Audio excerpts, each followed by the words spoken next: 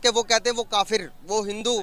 अब हिंदू काफिर कहते हुए फिर हम जाके और उनसे मदद मांगे तो इस पर कैसा अपने आप को शर्म आएगी या नहीं? हमसाये ममालिक हैं भारत से, हमें अपनी तिजारत जो है वो दोबारा बहाल करनी पड़ेगी।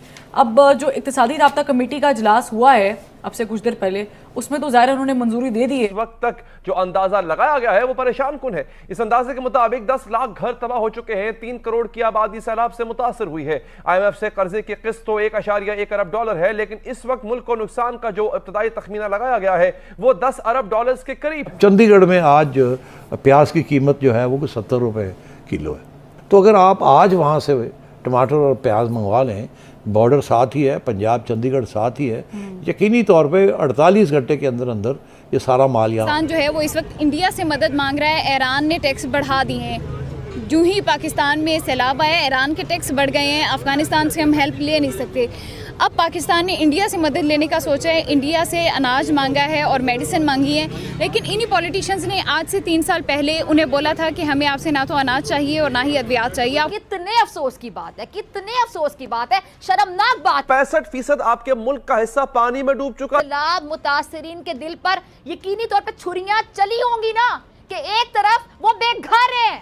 सर देखिए, बात बताए कि अगर हम एक इंसान को उसके मजहब की बुनियाद पे देखेंगे, उसके नस्ल के बुनियाद पे देखेंगे, तो फिर तो हम ये बात बिल्कुल ठीक है कि मुनाफिकत है कि मुझसे हेल्प भी मांगे। ठीक है, हमें ये चीज़ सीखनी चाहिए कि कल को किसी की भी जरूरत पड़ सकती है। एक को इंडिविजुअल को उसकी इंसानियत पे जज करो, आप उसके रंग नस्ल या उसके जज ना करो। ये मेरा देखें, उसमें सबसे पहले तो पॉइंट ये आएगा कि हम इस नौबत तक आए क्यों हैं। तो अगर हम अपने पाँव पे खड़े नहीं होंगे तो फिर हमें दूसरों से भीख तो मांगनी पड़ेगी।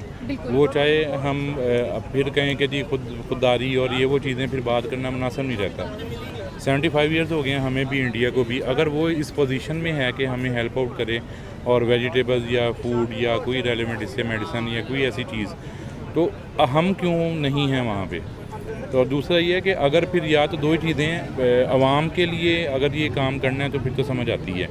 अगर वही काम होना है कि जैसे अब हैं जो हमारे लीडर्स हैं, MNAs MPAs, अब जिस फ्लडी एरिया कोई भी देख लें उठा के तो कोई भी आपको नज़र नहीं आ रहा। तो वही है कि अगर वो थोड़ी सी तस्वीर बनाने के लिए है, मतलब मकसद यही है कि अगर करना है तो हम अपने पाँव पे खड़े हों। जय हिंद दोस्तों। तो इस वीडियो में बात हो रही पाकिस्तान का एक अलग ही कैरेक्टर जो कि 76 सालों से रहा है। 76 सालों से ये लोग मांग ही रहे हैं, और मांग किससे रहे हैं जिन्हें ये काफिर बताते हैं।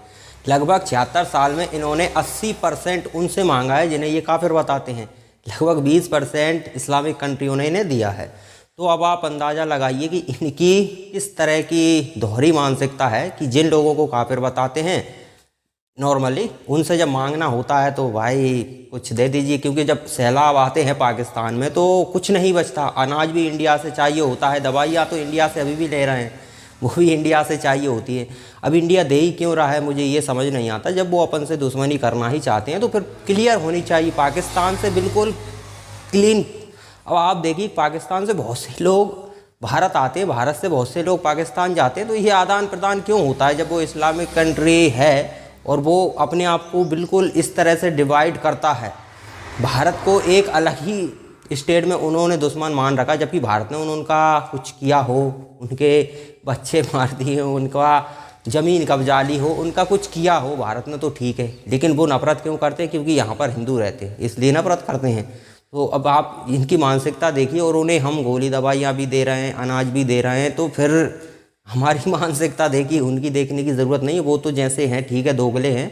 वो जब उन्हें लाभ लेना होता है तो वो प्रेम से बात करेंगे, और नहीं लाभ की ज़रूरत नहीं है फिर वो आपको निपटाने की बातें करेंगे। तो इसमें उनका तो क्लियर है, लेकिन हमारा क्लियर नहीं है ना। जो हमें ठोकने की बातें कर रहे हैं, हम उनको अनाज दें, दवाइयाँ दें, ये ठीक नहीं है। तो ये भारत की गवर्नमेंट को समझना चाहिए कि आखिर ये हो क्या रहा है। जो लोग आतंकी गतिविधि कर रहे हैं भारत के अंदर, ऐसे ऐसे षड्यंत्र कर रहे हैं, फिर भी हम उन्हें दवाइयाँ दे रहे हैं। जब वो कहीं और जाना चाहते हैं तो पूरी तरह से उन्हें क्लियर कीजिए कि भैया आप ये दवाइयाँ जो भी कुछ आपको मंगाना है वो कहीं और से मंगाइए। भारत से बिल्कुल व्यापार आपने बंद कर ही दिया, तो ये और चीज़ें बंद कर दीजिए, क्लियर हो जाना चाहिए।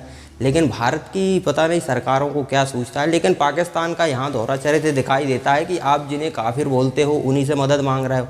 और ये छोड़ो, भारत की बात छोड़ो, अब यहाँ पर आप देखिए चीन, अमेरिका, इनसे भी तो भीख मांगते हो ना, तो ये कौन से इस्लामिक कंट्री हैं? ये भी काफिर हैं तुम्हारे हिसाब से। तो काफिरों से मांगने में शर्म नहीं आती? एक वो पत्रकार जैसे कि पूछ रहा था, तो इनको शर्म नहीं आती? 76 साल का एक्सपीरियंस है, शर्म मरम सब भेज खाई है इन लोगों ने। तो चलिए पाकिस्तान का मीडिया आगे और क्या कहता है वो देखते हैं। बाल साहब के बकौल के हमें 6 साल लग सकते हैं रिहैब करने के लिए सारी सिचुएशन में, और 10 अरब डॉलर भी चाहिए। आप समझते हैं कि जो मिफ्ता इस्माइल साहब ने कल बड़े वाजे तौर पे एक दिन में 2 दफ़ा ही कह दिया, प्रेस कॉन्फ्रेंस में भी कह दिया, निजी टीवी पे भी उन्होंने कह दिया कि जी हम अपने दोस्त हमसाए ममालिक हैं भारत से, हमें अपनी तिजारत जो है वो दोबारा बहाल करनी पड़ेगी। अब जो इक्तिसादी राब्ता कमेटी का इजलास हुआ है अब से कुछ देर पहले, उसमें तो ज़ाहिर उन्होंने मंजूरी दे दी है। आप समझते हैं कि अब ये वक्त आ गया है कि भारत के साथ भी हम कम से कम प्याज, टमाटर और जो बेसिक कमोडिटीज़ हैं उस पर अब तिजारत बहाल कर लें? देखिए, 2 साल पहले जनरल बाजवा ने एक कॉन्फ्रेंस और सेमिनार में एक बात कही थी कि पाकिस्तान अपना रुख, सियासी रुख जो है वो बदल रहा है, बदलना चाहता है और बदलेगा। हम जियो स्ट्रेटजी की तरफ तवज्जो नहीं देंगे, जियो इकोनॉमिक्स की तरफ तवज्जो देंगे। और उसमें उन्होंने ये कहा था कि हम अब अपने हमसाए मुल्कों के साथ नॉर्मलाइज करेंगे तल्लुकात, ताकि हम तजारत की तरफ तवज्जो दे सकें और इकोनॉमिक अपलिफ्ट अपने लोगों के लिए। और लड़ाई, जंग, जिहादवाद, इशारा ये था कि अब वो हम उधर उसको ख़त्म करने जा रहे हैं। हम अपनी लोगों की भलाई के लिए इकोनॉमिक्स के ऊपर फोकस करेंगे ताकि कुछ डेवलपमेंट हो। इंडिया से टमाटर और प्याज जो है और इस किस्म के वेजिटेबल्स जिनकी कीमतें यहाँ बढ़ गई हैं, और वहाँ से फौरी तौर से पंजाब, इंडियन पंजाब, चंडीगढ़ से मंगवा लें। अब चंडीगढ़ में आज प्याज की कीमत जो है वो 70 रुपये किलो है पाकिस्तानी, और जो टमाटर हैं वो भी कोई 90 रुपये किलो के करीब है। अच्छा, यहाँ प्याज की कीमत जो है वो 400 रुपये किलो हुई हुई है और टमाटर 500 रुपये किलो पे पहुँचे हुए हैं। तो अगर आप आज वहाँ से टमाटर और प्याज मंगवा लें, बॉर्डर साथ ही है, पंजाब चंडीगढ़ साथ ही है, यकीनी तौर पे 48 घंटे के अंदर अंदर ये सारा माल यहाँ आ सकता है। सड़क है, ट्रक्स आते आ रहे हैं, जा रहे हैं, नो प्रॉब्लम हो सकता है। अफ़गानिस्तान के लिए तजारत चल रही है, इंडिया अफ़गानिस्तान की हमारे ज़रिए, तो ये तो मसला ही कोई नहीं है। मगर नहीं, क्योंकि सियासत हो रही है इस वक्त, और वो सियासत गंदी सियासत है। तो ये सिचुएशन है, ये अफसोस की बात है। अब भी बात कह रहे हैं कि ईरान से, टर्की से मंगवाएंगे, अब ये साथ अवेलेबल है। इंडिया ने तजारत बंद नहीं की थी, हमने तजारत बंद की थी अगस्त 2019 में, जब इंडिया ने आर्टिकल 370 को एब्रोगेट किया था। तो वो दिन है और आज का दिन है। और यहाँ तजारत जिसकी सख्त ज़रूरत है आवाम को कि उनकी बेहतरी के लिए, भलाई के लिए, वो सियासतदान जो हैं आजकल, PTI वाले जो हैं वो करने के लिए तैयार नहीं है। तो दोस्तों, पाकिस्तानियों का कैरेक्टर ऐसा ही है। आप देखिए पाकिस्तान में सबसे ज़्यादा हेट किसके प्रति है? सबसे ज़्यादा इंडिया के प्रति तो है ही है, लेकिन अमेरिका के प्रति, क्योंकि ये इनको लगता है कि वो इनकी राजनीति में दखलंदाजी करता लगता है इनको। लेकिन रियलिटी यही है कि चाइना और अमेरिका ये दोनों डिसाइड करते हैं कि पाकिस्तान का PM कौन बनेगा। जो उनके हित के फैसले लेगा उसे वो बनाते हैं। तो ये तो रियलिटी है, और इन्हें लगता भी है, सिर्फ लगता है, इनको रियलिटी का पता नहीं है। सबसे ज़्यादा पैसा इन्हें अमेरिका देता है। चीन ने दिया है, लेकिन अमेरिका ने सबसे ज़्यादा दिया है, और सबसे ज़्यादा नफरत ये अमेरिकन से करते हैं। तो ये पाकिस्तान की रियलिटी है, जिनसे लेते हैं उन्हीं से नफरत करते हैं ये कहीं, क्योंकि इस तरह का माहौल बनाया जाता है। जहाँ से आपके देश में पैसा आ रहा है ना, तो वहाँ पर गुट खड़े हो जाते हैं, वो बताते हैं कि देखो ये पैसा वहाँ से आ रहा है और ये हमारे देश को कंट्रोल करना चाहते हैं, जबकि इनको लगता है कि हमारा देश आज़ाद है।